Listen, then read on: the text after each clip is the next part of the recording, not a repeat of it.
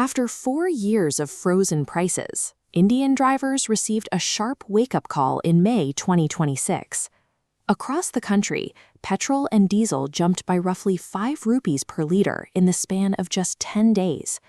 For the average commuter, that sudden hike translates to an extra 2,400 rupees a year.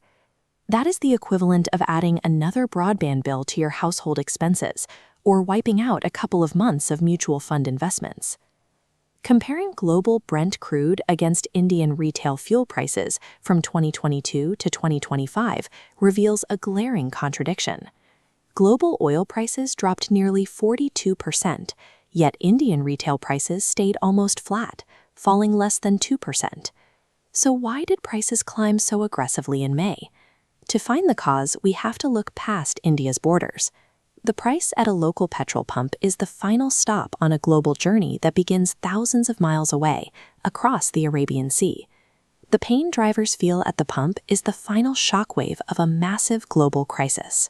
We have to trace that shockwave back to origin. In February 2026, the US-Israel conflict with Iran rapidly escalated, turning the Middle East into a highly volatile conflict zone. This map of the Strait of Hormuz highlights the immediate danger. 1/5 of the world's oil flows through here. When military tensions threatened a blockade, panic set in. Looking at the market reaction overlaid, Brent crude futures spiked almost overnight, hitting $125 a barrel.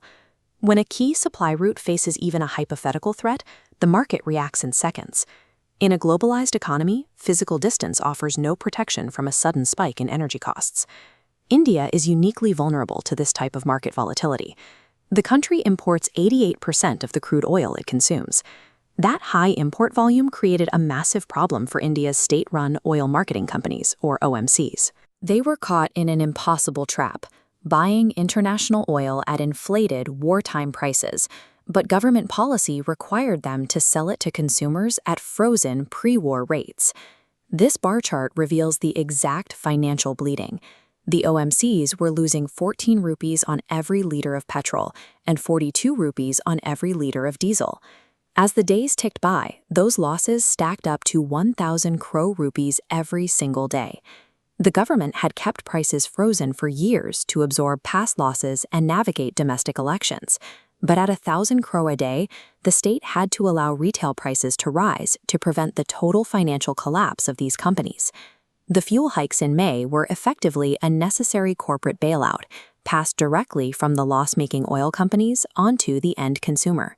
Once the price at the pump goes up, the effect bleeds into the broader economy. Transport unions immediately started passing their new, higher diesel costs down the supply chain, charging more to move goods across the country. This flowchart shows the 3 Fs. Expensive fuel inflates fertilizer costs, which spikes the cost to grow food. Plugging in April 2026 data, the results are clear. The overall consumer price index hit 3.48%, and the food node jumped to 4.2%. Expensive fuel acts as an invisible tax. It raises the base cost of living for every household, long before they ever get behind the wheel. Zooming out to the national level, the soaring oil import bill was widening India's trade deficit and pushing the rupee down against the US dollar. The central government faced a dangerous dilemma. They needed a massive amount of cash to fund subsidies, so fertilizer and food remained affordable for citizens. But borrowing that money would have pushed the national fiscal deficit past sustainable limits. Enter the Reserve Bank of India. To alleviate this pressure, the RBI authorized a record-breaking dividend transfer to the government, totaling 2.87 lakh crore rupees. This balance sheet visualization illustrates the scale of the rescue.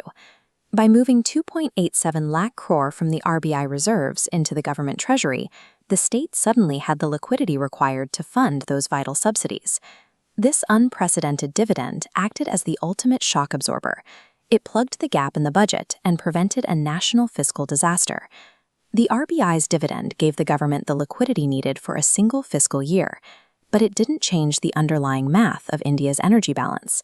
As long as India relies on foreign imports for nearly 90% of its energy needs, its economy remains tethered to a fragile global network, completely at the mercy of international volatility. Until the country achieves true domestic energy resilience, a political crisis thousands of miles away will always have the power to dictate the price of a tomato in Pune.